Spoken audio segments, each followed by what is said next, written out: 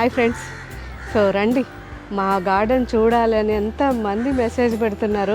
మీ అందరి కోసం ఈరోజు గార్డెన్లోకి వచ్చేసాను. గార్డెన్లో ఇప్పుడు బెండకాయలు కోస్తాం మనం. నేను ఎప్పుడు చెప్తుంటా కదా,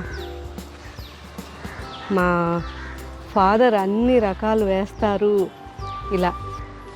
సో మా గార్డెన్లో చాలా రోజుల నుంచి అడిగారు, కాకపోతే ఎప్పుడూ busy busy busy life. So ఈరోజు ఇలా ఎంజాయ్ చేద్దాం కాసేపు.